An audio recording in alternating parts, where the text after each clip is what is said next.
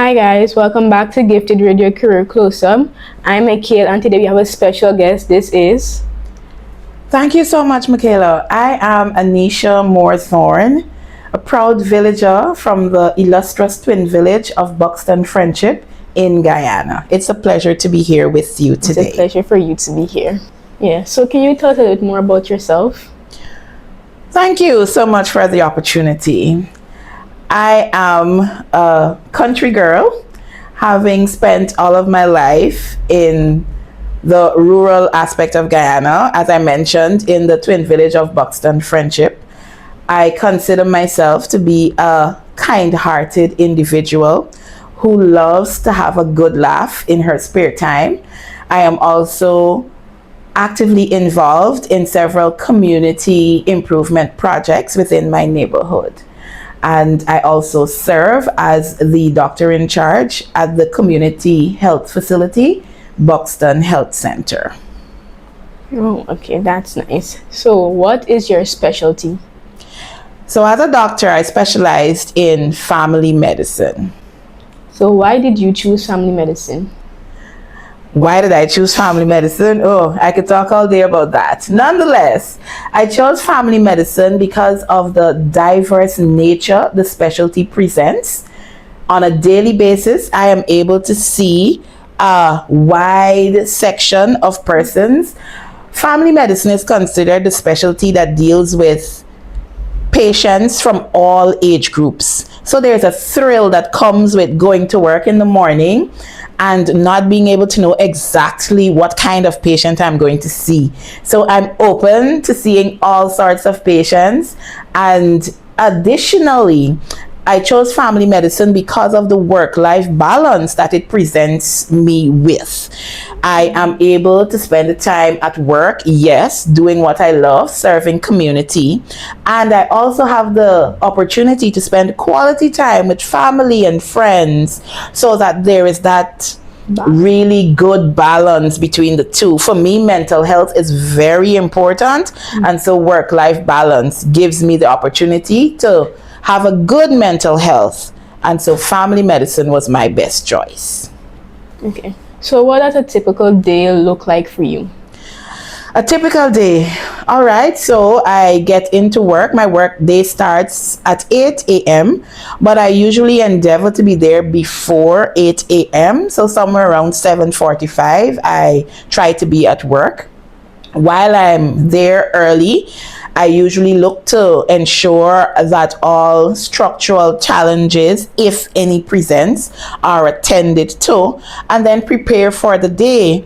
So the day will involve me seeing patients, as is my clinical duty at the health center. And then as doctor in charge, I also have to ensure that all the administrative duties are taken care of. So I have to do reports, I have to submit entries to portals, among other things. Not forgetting that the biggest aspect of my daily job is managing resources. Can be a bit challenging, but that management of resources on a daily basis sums up everything that I do, more or less.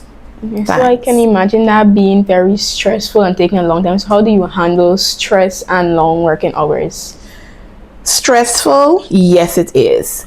But I have found that providing that there is adequate planning, and not only adequate but strategic planning, it makes it somewhat better. I am never prepared for everything that comes on a daily basis, because sometimes I'm thinking, okay, today I just have to do clinical and administrative duties, but then there is some emergency that I have to attend to.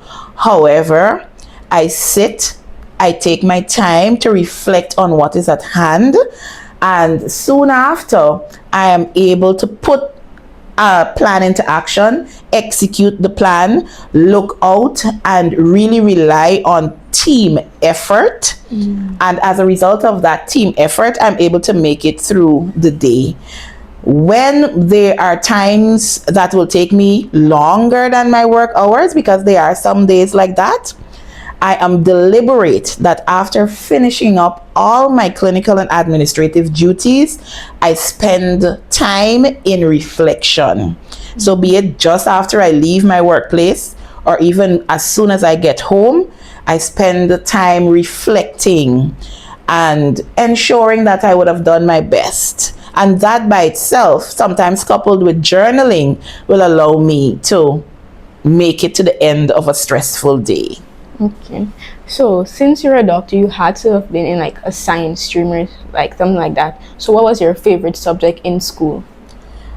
So, unlike many persons who are doctors now, my favorite subject in school was the home economics based subject. So I looked forward to the home management classes. Well, in my time, it was home economics management and home economics food and nutrition and home economics clothing and textiles.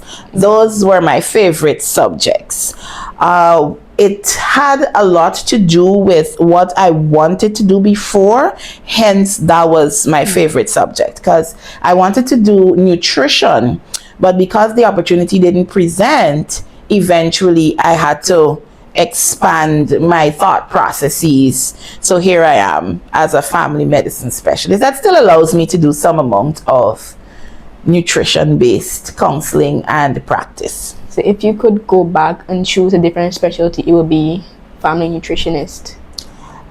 If we can coin such a term or specialty, yes. But I have grown to love family medicine so much that I don't think any of the other specialties that I had in mind will cause me to reconsider my present choice. I really love family medicine. I've grown to love it more and more every day. So I wouldn't turn back now.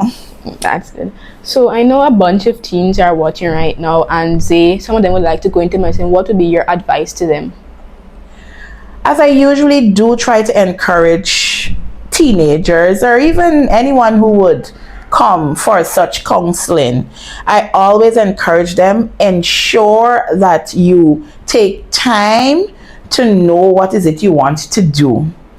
We live in a society where there's lots of parental pressure to get into particular types of careers, but at the same time, we have to ensure that we are reflecting enough on what it means for us. So spend time ensuring that you know what is it you would want to do, because this is what you're going to do for the rest of your life, isn't it? Yeah. So ensure that you know that that is what you want to do.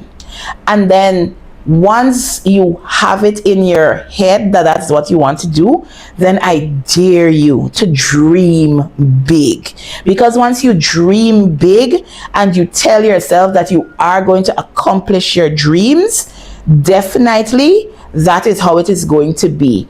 So a man thinketh, so is he. And so if you think that you would want to become a doctor, you would endeavor to put in motion all the necessary things that you would need to do. It's not an easy road, not with medicine, not with any other career, but daily you purpose in your heart that this is what you want to do. You ensure that you live out everything you have to do your research, and move for it, ensuring that you capture all the moments that they are to capture, and that you are mindful of the challenges and the hurdles that you would have encountered, so that that too will act as stepping stones further in your life. That was some great, powerful advice. Thank you for that. You're welcome. So as me, I'm currently a C-section and I want to study medicine. What would my next path be, CAPE or UG? There's several avenues to becoming a doctor or a general practitioner. For example, if we're taking your line, you're at CSEC. After CSEC, yes, you can go to CAPE and you do some of the science-based subjects, or you can go to the university level and do one of the pre-medical courses. Or if you are fortunate, there is the possibility that you could be admitted into the University of Guyana or whichever university, matter of fact, to do medicine. What you have to be careful of, though, is that the gap that would have to be filled between your secondary education and going straight into medicine might be a little challenging. So I usually personally encourage persons from the CSEC to do some one of the pre-medical courses in preparation for the magnitude of work that medicine involves. And I'm not sure you're aware, but presently the government of Guyana has launched, in collaboration with the University of Guyana, has launched a pre-medical course now in all of our administrative regions, or most of them. I stand corrected, but that pre-medical course would allow you enough information and base to be able to launch into your medical career. So there are several avenues that you can take to get there. What skills do you think make a good family doctor? A good family doctor. So one of the skills that we must have is that we must be great communicators. Communicators in speech, communicators in document writing as well. We have got to be able to communicate with our patients, pass on that information in a manner that is what we call patient-centered, tailored for their needs, so that they're able to understand exactly what we would want to convey to them.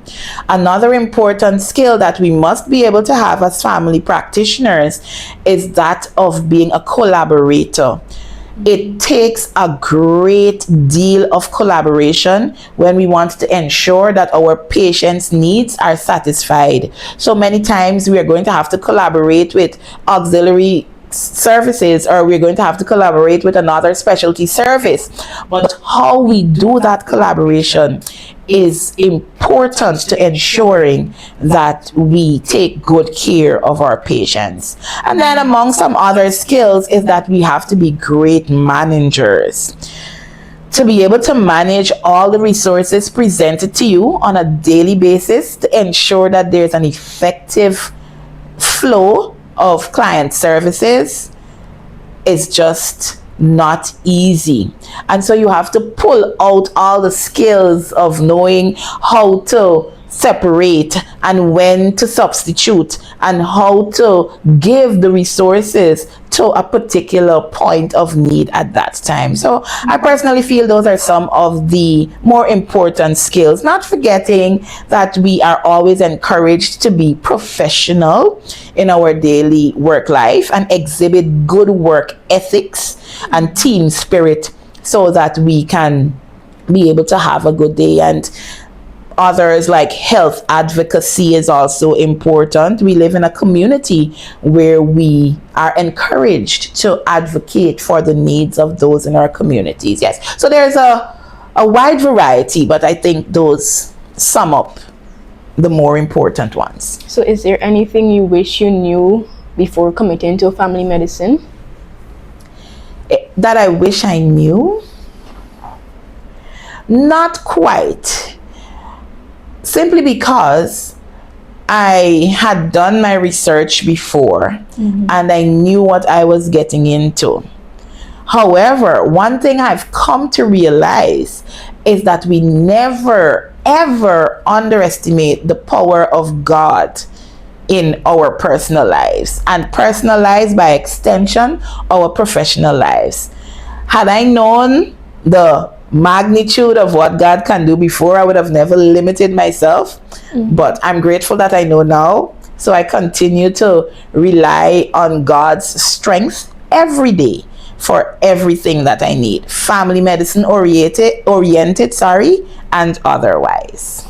Well, thank you, Dr. Moore, for coming here and giving such powerful message and wiseful advice and your wisdom. Thank you.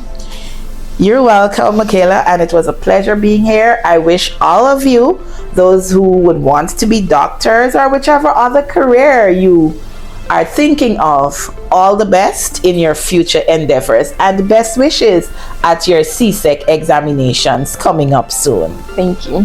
You're welcome.